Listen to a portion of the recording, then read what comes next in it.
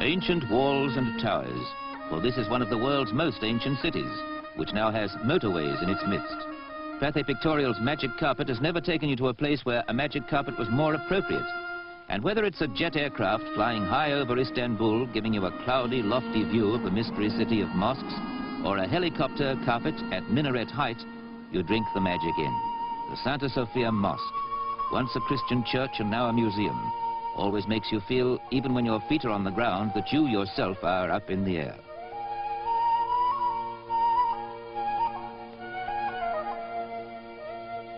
The Golden Horn and the Galata Bridge, where at ferryboat level, they say, you'll meet everyone in the world who deserves to be called a human being, which seems unfair because here it's a man's world.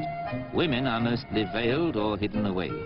This is the gateway to Asia. This is Europe's last tentative outpost. It shows its ambivalence mainly by male predominance.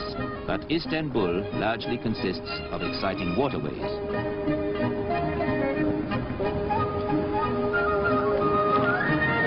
This Galata Bridge is Istanbul. People and mystery and manual labor. Here on the porters' backs, you can analyze life halfway between east and west.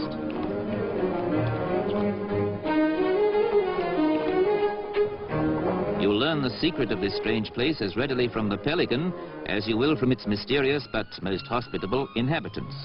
Halfway house life, Europe and Asia.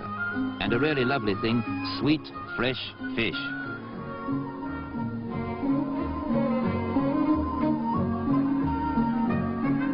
Fish from the Bosphorus, and the custom here is to grill it on charcoal.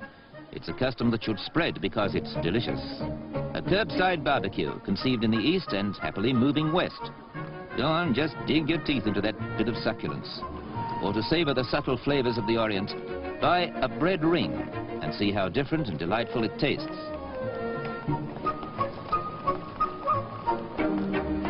If you're anybody here, you have your shoes shined. They're dusty in 10 minutes' time, but you do it because you're floating on air most of the time in a city that's a million different places, itself split between two continents with only ferry boats threading it across that narrow, exciting waterway that divides us from Asia and dramatically links Russia and the Black Sea with the Mediterranean and the world at large. This waterway, among other things, is a city street with local transport.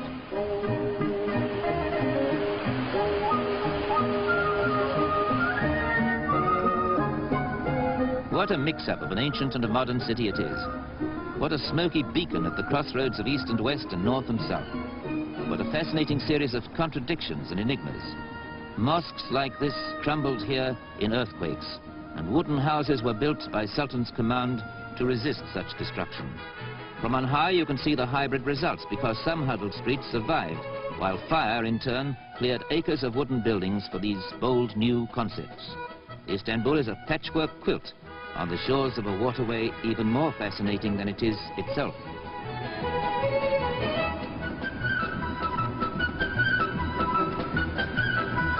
We are cruising now on the Bosphorus. The Dolmabahce Palace, summer residence of generations of proud sultans, but more particularly the last view you'll get of the continent that cradled civilization, because half a mile across the water, it is Europe no more. See the walls they built round the last bastion, Byzantium, later to be Constantinople. The Roman Empire's capital, now Istanbul, a city that is more eternal than Rome itself, which though changing, keeps its origins and its essence intact as it grows.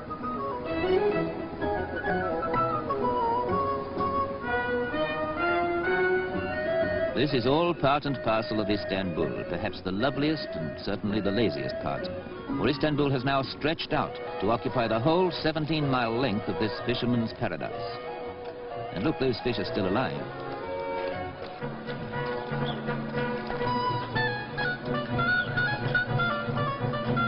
Here you buy blue fish or the famous Bosphorus swordfish slices, and a boy brings round coffee for you as you talk with a stallholder or haggle over the price. The same as in the bazaars. Good, strong Turkish coffee, as sweet as those fresh-caught fish are themselves. You'll also find round here that any old tin will serve as a barbecue. This scene could be on the Cornish coast or somewhere remote. and it's hard to believe it's part of a sprawling city that the Crusaders knew, a strategic point on the map of the world, besieged in turn by Goths and Huns, Slavs and Arabs, and finally captured 500 years ago when this castle was built by the Turkish Sultan Mohammed the Conqueror. This was the stronghold from which he first attacked and then defended the city that he made the capital of the Ottoman Empire.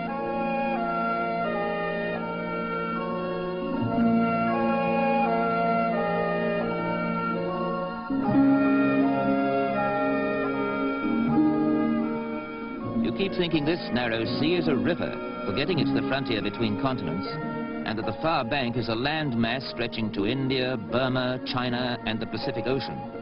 There's another castle on the Asiatic side, more elegant houses and the sleepy feeling you still get in the south of France.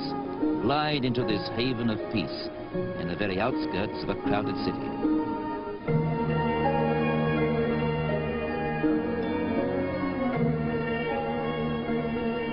At intervals, you will hear the call of prayer to remind you that you're in a land of mosques and minarets.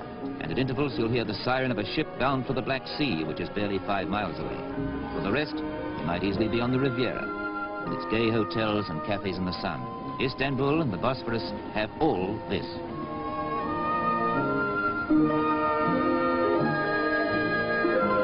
Istanbul and the Bosphorus have mystery too, inscrutable, age-old mystery, somehow symbolized by the Hubble bubble pipe.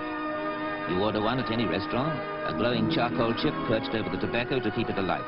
You smoke and dream and contemplate, and the smoke is as wispy blue as the Blue Mosque, which with its 6 minarets is of all things the essence of this exciting place. There's no need to say any more about Istanbul. Imagination can do the rest.